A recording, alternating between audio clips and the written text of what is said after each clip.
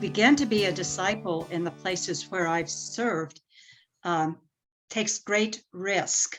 I was thinking of a couple of women. One was in Africa. I happened to be with her when her husband and his family found her.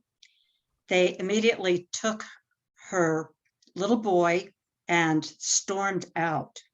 I think if we had not been there, she might have been beaten and possibly even killed. Hello, folks. Welcome to the Disciple Dilemma podcast. I'm Dennis Allen with my co-host, Dr. Raymond Monroe.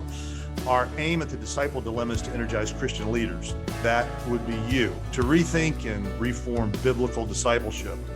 We think today's discussion will help convince you to come along with us and act on the dilemma. We're going to be talking about three very challenged parts of the world today when it comes to the subject of missions: Asia, Africa, and academics. Our podcast explores discipleship and vocational life in the civic sphere, community life, missions, and ministry. Today's broadcast sees all of those areas coming together. Life as a disciple out there in the field, in ministry, in the academies. Our guests are using pseudonyms, Lynn and Kate, so as not to add any pressure to the field folks where they've served. Lynn is seminary trained. She is a very powerful lady in what she does, and she's a very beautiful person in the way she does it. We've been joyful to have her in our lives personally, my wife Karen and I, for a long time. So Lynn has been a long-term person in the mission world in Asia and Africa. She's been a teacher. She's been involved with WMU. For those of you who don't know what WMU is, that's Women's Missionary Union, as a leader before going overseas. She's a PK. Lynn's father was a pastor. She's active today, even though she's retired off the field, in English as second language, Bible studies, local ministry. You find Lynn in a lot of places. Her partner in crime today is Kate. Kate has long-term involvement in global work as well, including work in Asia in minority language development, consulting, training of new and continuing workers, especially in the area of phonetics. Kate has a PhD in linguistics. She's a Santa Barbara grad, California, Santa Barbara, and has taught in secular and Christian university contexts, as well as in several Asian countries. She is likewise very powerful, and we're just privileged to have both of you with us today. So welcome, Lynn. I'll start with you first. Welcome. We're really glad you're with us. Thank you very much. It's a delight to be with you. And Kate, it's just wonderful to have you with us as well.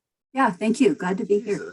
Kate and Lynn, as you know, Jesus commands us after the resurrection that we're supposed to go discipling people. We normally translate that make disciples, but he says go discipling all nations. And you've been active in that effort for a lot of your career. Where does discipling start? I read across a quote today that I thought was interesting, given the contexts where I lived and served.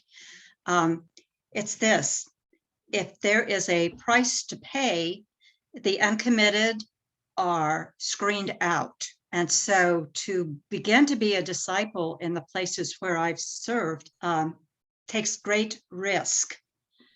You have to make a decision that might cost you your freedom. It might cost you your life. I was thinking of a couple of women.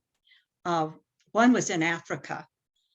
She had decided to follow Christ. She was a young mother. She brought her baby with her to the river, and there among the hippos, she was baptized. And then she immediately left with a Christian friend to hide out from her husband's family. I happened to be with her a couple of weeks later when her husband and his family found her. They immediately took her little boy and stormed out. I think if we had not been there, she might have been beaten and possibly even killed. She knew that she was taking that risk in deciding to follow Christ and to become a disciple.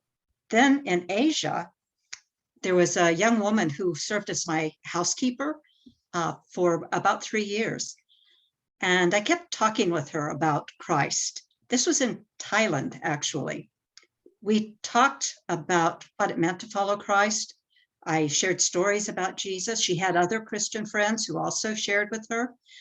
Finally, one day she came to me and she said, I cannot follow Christ.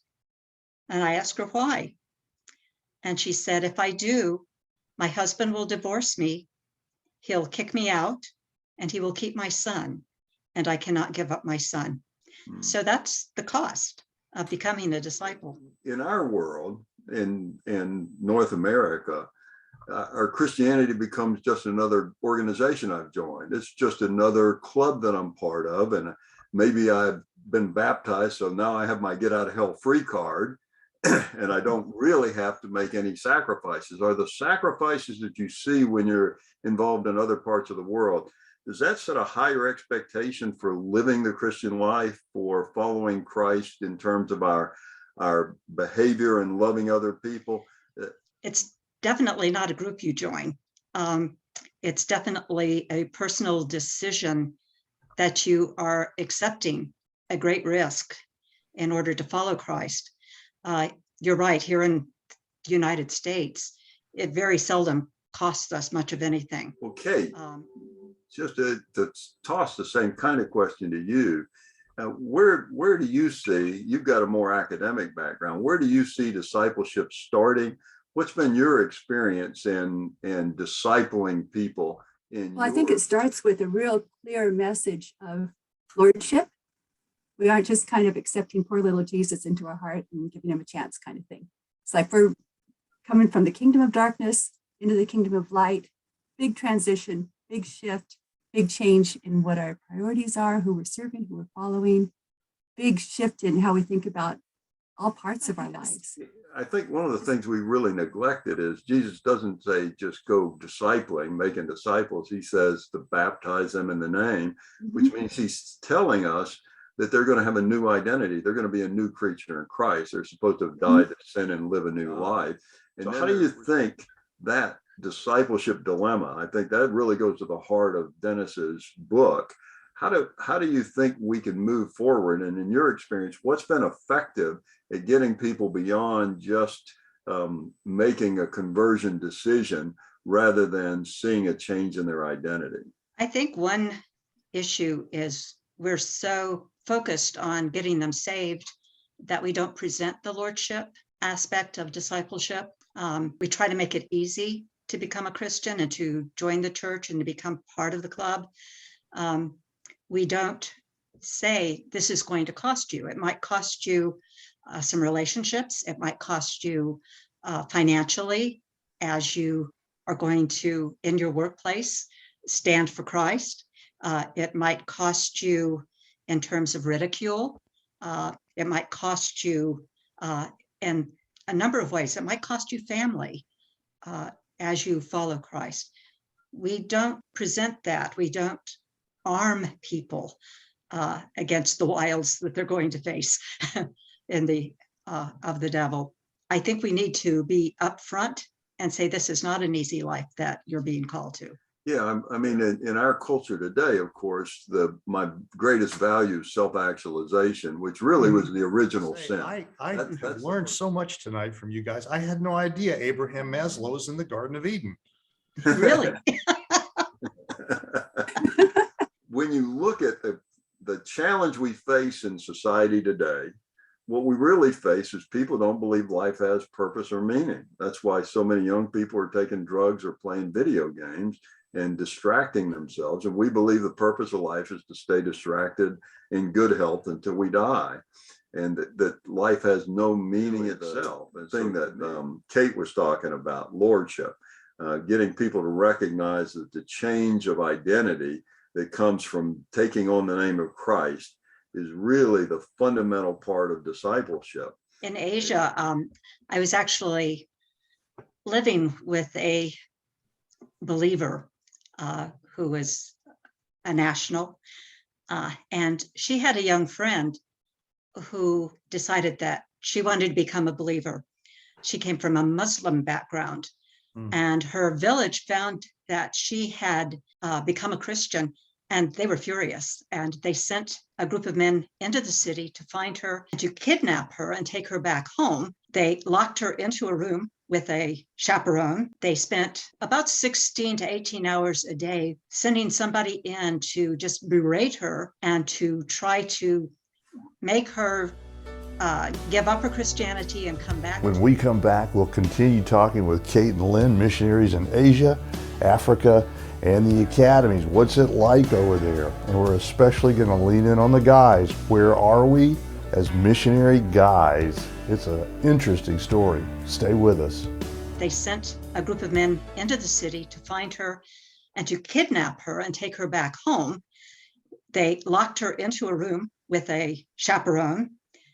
They spent about 16 to 18 hours a day sending somebody in to just berate her and to try to make her give up her Christianity and come back to the true faith of Islam.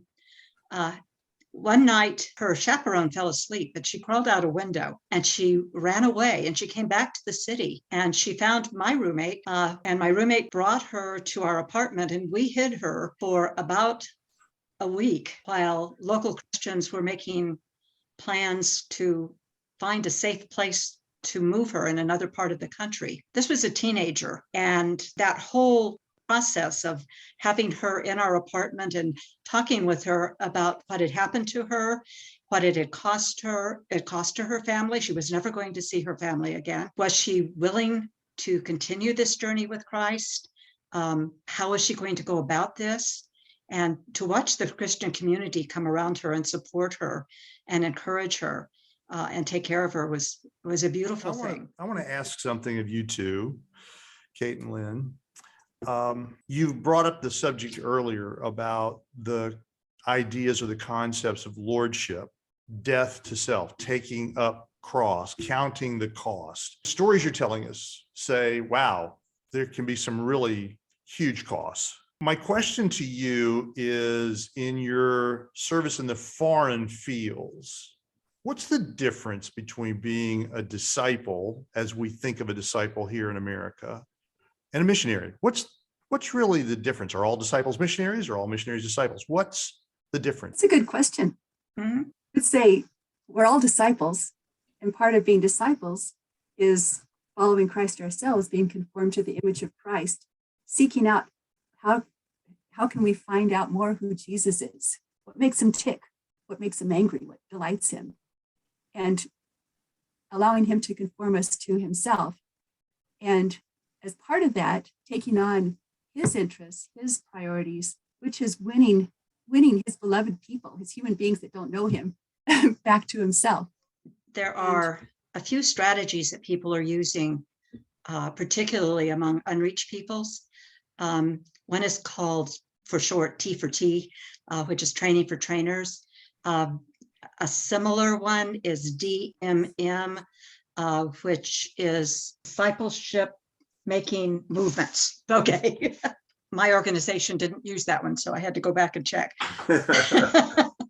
One of the things that those two approaches have in common is that from the very beginning, a disciple, although they don't use the terminology missionary, a disciple is a discipler. They're both following, and they're expected immediately, as obedience to Christ, to go out and share what they already know with family, with friends, with other people. And that's part of the whole process from the very beginning. And so there is really no difference. So let me ask this then. When you say that, the question that comes up in my mind is, that's the oughtness of both discipleship and the reason why a disciple would go into a missions framework or a missions venture, whether it's domestic or local or international. My question is this: when you look at the institution of professional missions, what do you see that is building people out toward the ought of being a disciple? And what do you see that's kind of, we really need to rethink this? You have some examples, I suspect, of ways the organizations have done it very well and the ways they've done it not so well. One thing that has movies made about it are some of the mistakes that missionaries made in the past, where they forgot that the point was to make Christ followers, and instead thought that the point was to create a new culture that mirrored their own culture. One of the movies, of course, was the missions movement that started in Hawaii.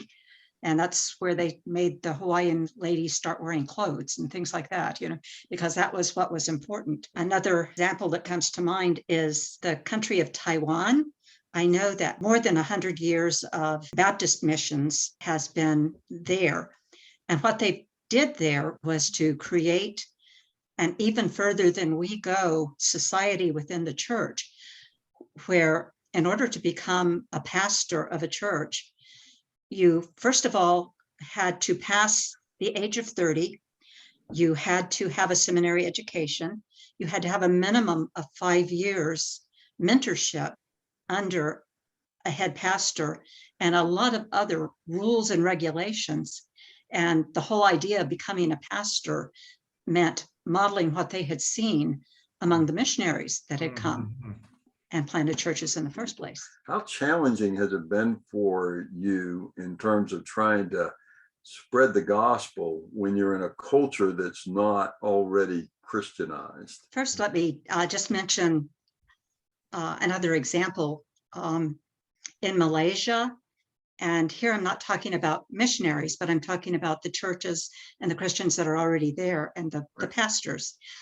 In Malaysia, the law is that it is okay to share the gospel so long as it is not with a Malay. If a person is an immigrant, if they are Chinese background or another background, you are free to share the gospel as much as you want. You can baptize them. They can become members of your churches. But if it's a Malay person, they are to be Malay is to be Muslim.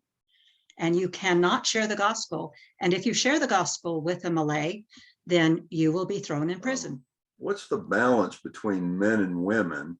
And is there a real deficiency? I mean, are there more women involved in missions work than men? Are there more men? What's the balance? And is there an imbalance that we need to at least understand from discipling all nations? Yeah, you don't have to be in this context very long to see that there's a lot of married couples and there's a lot of single women and kind of random single man here and there.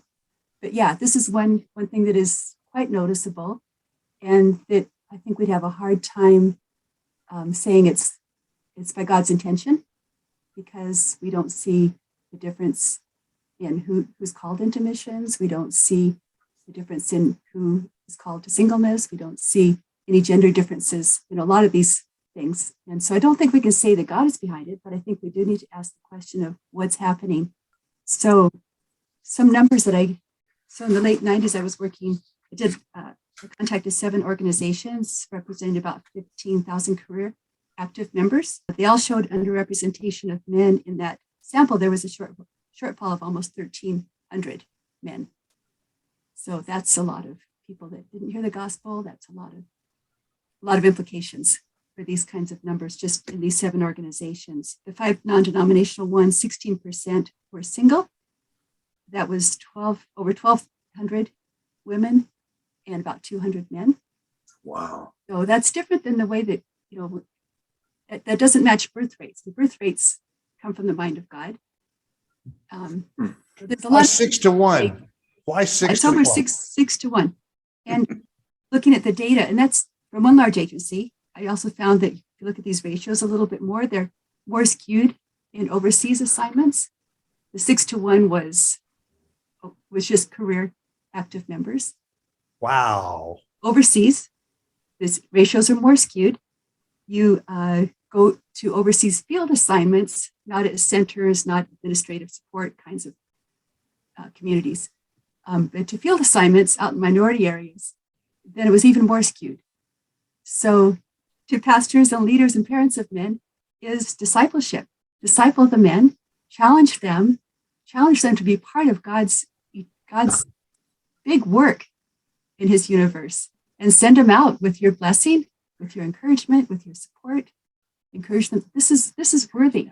I did it. Kate and Lynn, you two were not in vacation spots in your No. work. No. No. And the guys weren't there. The guys just basically as single men, they weren't there. Yeah. Yeah. So the rare guy that is there, I've had single guys tell me I didn't have a buddy in this whole huge entity, this whole huge group where there are hundreds and hundreds and hundreds of people. And there was no single guys where they have problems finding roommates. For women, I mean, we can talk to other women. We can, and it's hard to say that God is behind it. That's the thing that I want to stress. It's hard to say that God is behind it. Scripturally, you won't find it. You'll see a lot of clues that say God is not behind it. So Surely you're going to give me some kind of an out here for the guys. You're going to help me so that the guys get off without too much pain. You're right. Like, tell me, you're in an area where men were not allowed to go and only women could go there.